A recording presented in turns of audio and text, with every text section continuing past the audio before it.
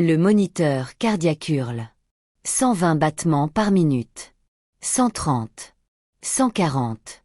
Les mains du docteur. Laurent tremble au-dessus du scalpel. Il ne peut pas se permettre une erreur, pas maintenant, pas avec ça devant ses yeux.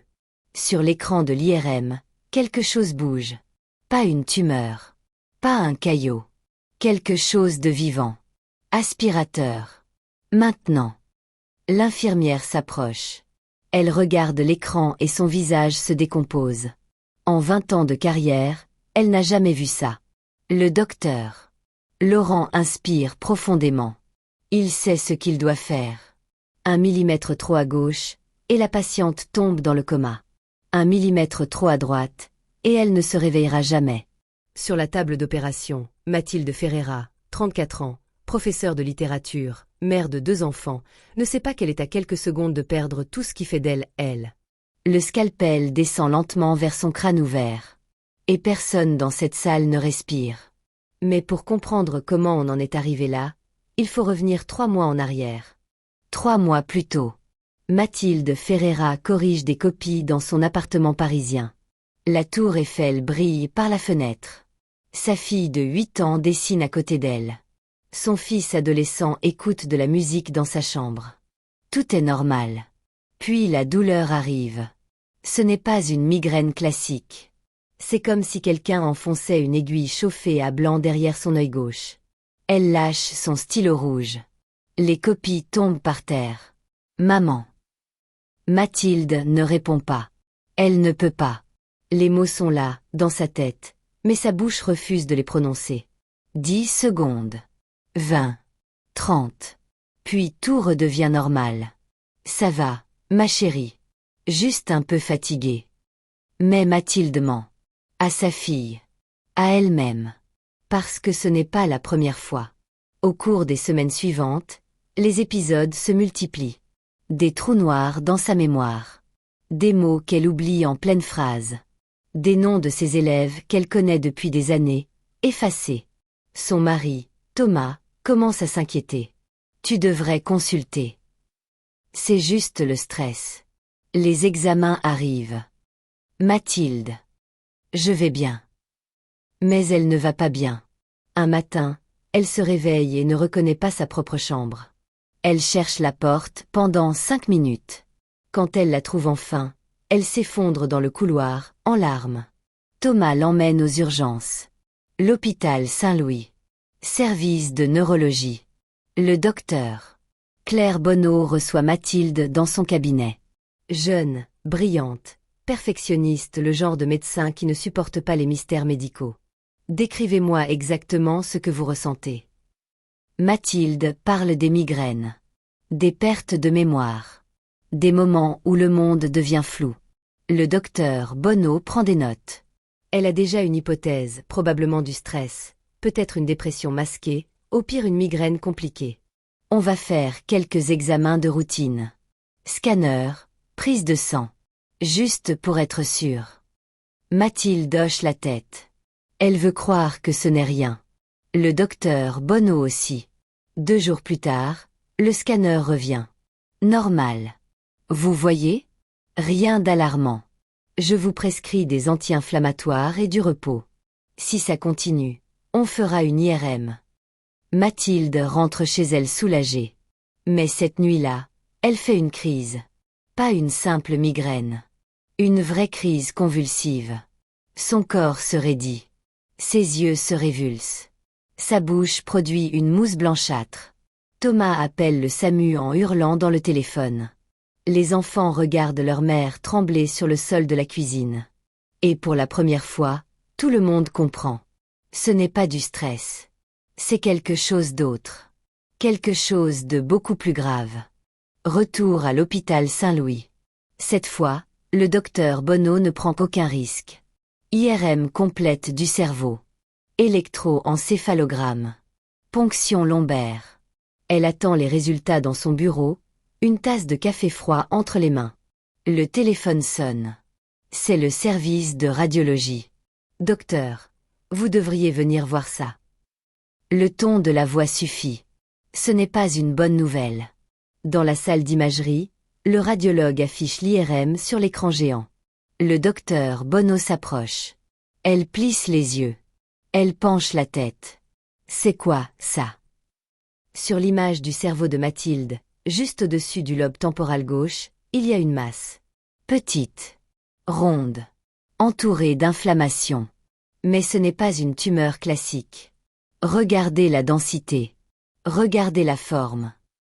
Le radiologue zoome. Et là, à l'intérieur de la masse, on voit quelque chose. Quelque chose qui ressemble à une structure. On dirait un kyste. Un kyste avec. Le docteur Bonneau se redresse brusquement. Appelez le service des maladies infectieuses. Tout de suite. Docteur Marc Duval. Spécialiste des maladies tropicales et parasitaires. 48 ans. Cheveux gris. Regard fatigué. Il a vu des choses que la plupart des médecins français ne verront jamais. Il étudie l'IRM en silence pendant 2 minutes entières. Puis il lâche le mot que personne ne veut entendre. Neurocysticercose. Le docteur Bonneau blêmit. Vous êtes sûr? Regardez la calcification périphérique. La taille. La localisation. C'est un cysticerque de Taenia solium. Mais, comment? Elle n'a jamais voyagé en zone tropicale. Elle ne mange même pas de porc. Docteur Duval enlève ses lunettes. On n'a pas besoin de voyager pour attraper ça. Juste de croiser la mauvaise personne au mauvais moment. Un porteur sain. Un plat mal lavé. Une main contaminée. Le silence tombe dans la pièce. Il faut opérer. Ça dépend. Si le kyste est stable, on peut tenter un traitement antiparasitaire. Mais vu sa position. Il montre l'écran. Il est à moins de 2 mm du centre de la parole. Si on attend et qu'ils seront. Il n'a pas besoin de finir sa phrase. On explique tout à Mathilde. Elle est assise dans son lit d'hôpital, Thomas à côté d'elle, leurs mains entrelacées. Un parasite. Dans mon cerveau. Le docteur Bonneau hoche la tête doucement. Oui. Depuis combien de temps? Probablement des mois. Peut-être des années. Il a grandi lentement. C'est pour ça que les symptômes ont commencé progressivement. Mathilde ferme les yeux. Et si vous opérez pas? Le risque de nouvelles crises augmente. Et si le kyste éclate à l'intérieur de votre cerveau, l'inflammation pourrait causer des dommages irréversibles. Et si vous opérez? Le docteur Duval intervient. Opérer là où il se trouve, c'est toucher à une zone extrêmement sensible. 1 millimètre d'erreur et vous pourriez perdre la capacité de parler. Ou pire. Thomas serre la main de Mathilde plus fort. Qu'est-ce qu'on fait? Mathilde ouvre les yeux. Elle regarde le plafond. Puis elle pense à ses enfants. À sa fille qui dessine. À son fils qui écoute de la musique. Opérez-moi. Et vous, vous auriez eu le courage de prendre cette décision? Dites-le en commentaire parce que moi, franchement, je sais pas si j'aurais pu. 3 jours de préparation. Scanner 3D du cerveau. Cartographie complète des zones fonctionnelles. Simulation chirurgicale sur ordinateur. Le docteur Laurent Mercier est appelé en renfort. Neurochirurgien reconnu. Main en or. Sang-froid légendaire. Mais même lui hésite. Vous avez vu la localisation? Oui. On parle de retirer un parasite vivant d'une zone qu'on touche normalement jamais. Je sais. Si on coupe un vaisseau sanguin. Je sais, Laurent. Il soupire. Ok. On y va. Mais je veux la meilleure équipe. Pas d'interne. Pas d'erreur. La veille de l'opération. Mathilde écrit des lettres. Une pour chaque enfant. Une pour Thomas. Elle les cache sous son oreiller. Juste au cas où. Thomas dort sur la chaise à côté du lit. Il n'a pas quitté l'hôpital depuis 3 jours. Mathilde le regarde. Elle mémorise son visage. Parce qu'elle ne sait pas si elle le reverra. 6 heures du matin. Bloc opératoire numéro 4. Lumière blanche. Instrument en acier inoxydable. Odeur de désinfectant. Le docteur. Laurent Mercier se frotte les mains avec du bétadine. Il regarde à travers la vitre. Mathilde est déjà endormie sur la table. Crâne rasé. Marquage au feutre chirurgical. Moniteur partout. On est prêt. L'anesthésiste hoche la tête. Tension stable. Rythme cardiaque normal. Le docteur.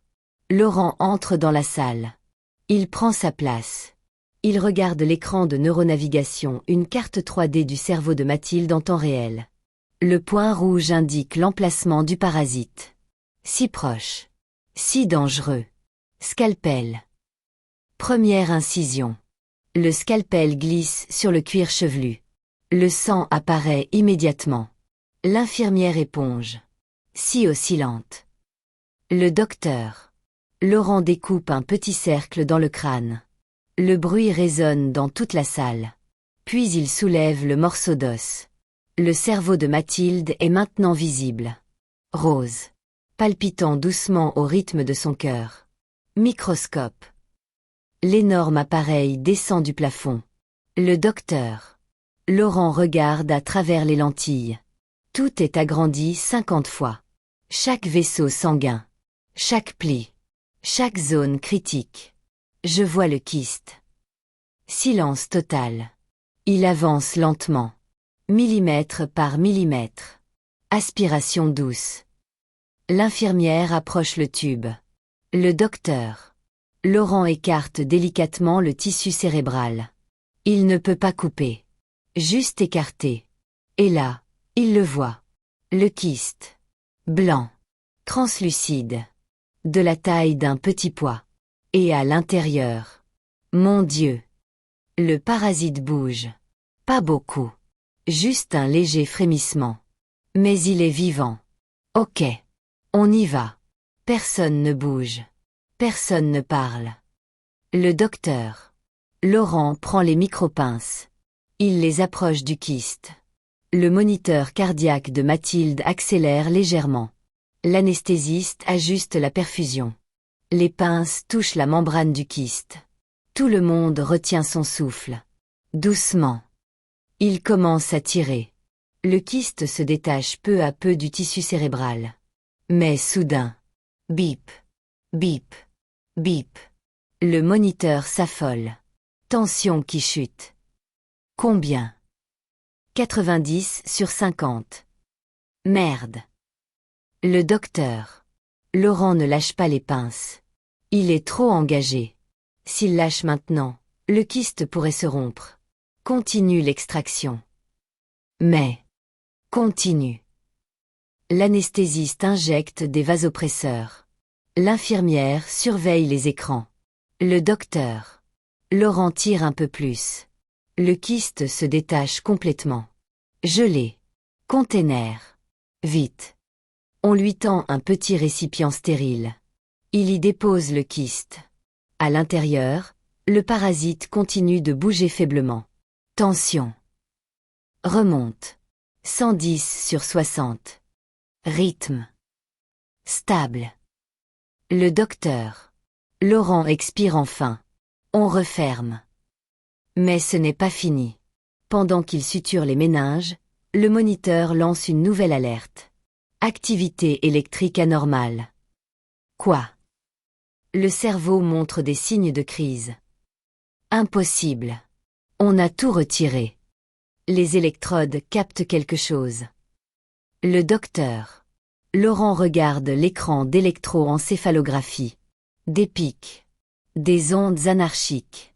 Comme si le cerveau de Mathilde refusait ce qui venait de se passer. Dose de diazépam. Maintenant. L'anesthésiste injecte. 10 secondes. 20. 30. Les ondes commencent à se calmer. Activité normale. Bon sang. Le docteur. Laurent finit de suturer. Ses mains tremblent légèrement. Après 4 heures d'opération, il repose enfin ses instruments. C'est terminé. Salle de réveil. Mathilde ouvre lentement les yeux. La première chose qu'elle voit, c'est Thomas. Il pleure. Tu es là, tu es là. Mathilde essaie de parler. Sa voix est faible. Les enfants. Thomas éclate en sanglots. Parce que ça veut dire qu'elle peut parler. Qu'elle se souvient. Qu'elle est toujours elle.